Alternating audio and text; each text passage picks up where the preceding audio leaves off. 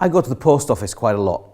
I'm posting books out to people, I'm sending letters, all that kind of stuff. And I really enjoy going to the post office. I know, I'm a bit sad, but I really enjoy going to the post office because you meet all sorts of people. And there's a woman in my post office that occasionally is there.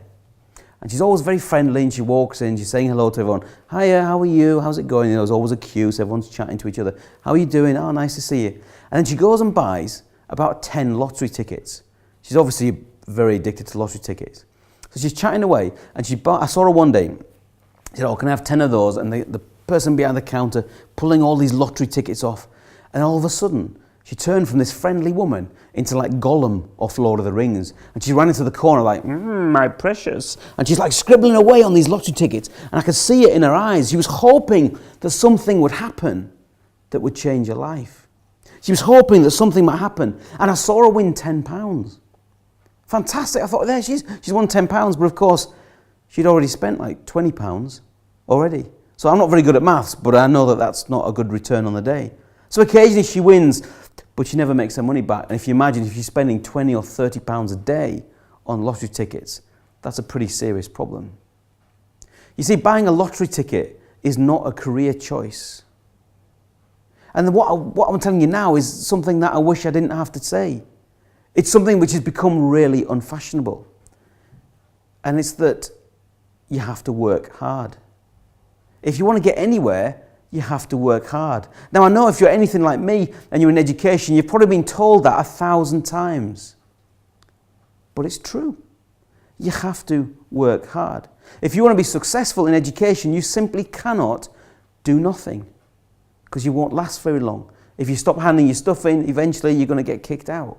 You have to understand that working hard is part of it. And the other clip I showed you about focusing, you'll understand you don't have to do that forever. But it is really about understanding what that is.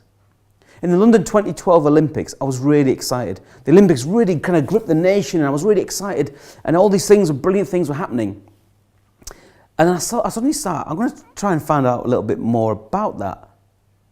So, 18 gold medals, 39 world records. Who's that? 18 gold medals, 39 world records. The most successful Olympian of all time. Does anyone know who it is? Michael Phelps. So I thought, I'm going to find out. How does Michael Phelps become the most successful Olympian of all time?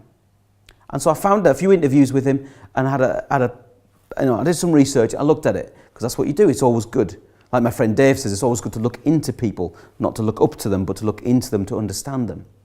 And basically, Michael Phelps has for many, many years now, probably since he was a young lad, has trained for 6 hours a day, 6 days a week. You know, when he went full time, that's what you do. 6 hours a day, 6 days a week. He's lost all of his body fat.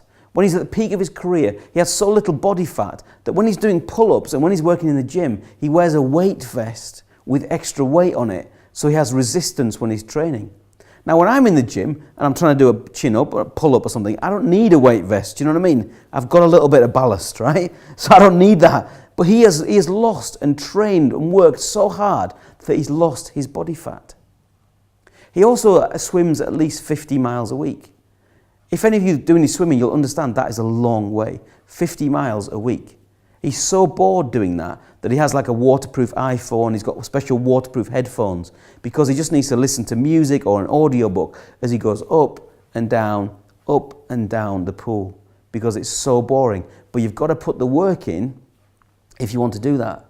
I ran the Great North Run a couple of times, which is a half marathon in Newcastle, one of the biggest half marathon in the world, I think. It's beautiful, absolutely wonderful experience. But you know what? I had to put the hours in, just on the road, just running, and it was really, really dull. But that's how I did it. I started looking into Jess Ennis as well. You'll know Jess Ennis is a very successful Olympian. My friend works at the English Institute of Sport, which is one of the places where Jess Ennis actually trains. So I said, well, have you seen her around? Oh yeah, I see her loads of times. I said, what does she do? You know, let me know, how does she train? How does she do what she does? And he said, well, I'll tell you this. It was in November I was speaking to him. And he said, the other day I saw her, and it was dark, and she was outside, and it was raining, and she was in the corner of the field throwing a javelin in the rain. She was in the corner of a field throwing a javelin in the rain. That's how you get to where you want to be, by putting the work in. And no one knows that she's there. There's no press there. It's just her and a trainer getting wet in the corner of a field, and she's throwing a javelin again, again, and again. She's working hard to learn that technique. No one sees that at all. Also, the Paralympian Hannah Cockcroft. I've met Hannah a couple of times. I've played basketball with her, wheelchair basketball with her a couple of times, and I've got friends who know her really well. And she switched to road racing and stadium racing with a wheelchair. She has a special treadmill, like in the spare room of a house, and pretty much she's on the treadmill again, again, again, just pushing the wheelchair on this treadmill because she has to put the work in. And she's developed herself with hard work from a little kind of skinny girl that I knew when I met her, sort of a little skinny sort of teenager, into this really big, powerful woman who's able to win all these amazing medals. She's done that through purely hard work. So remember, you don't have to work hard all the time, but it is essential for your success. So just remember, don't be afraid to put the hard work in, because you'll have plenty of time off as well. So work hard and you'll see the success.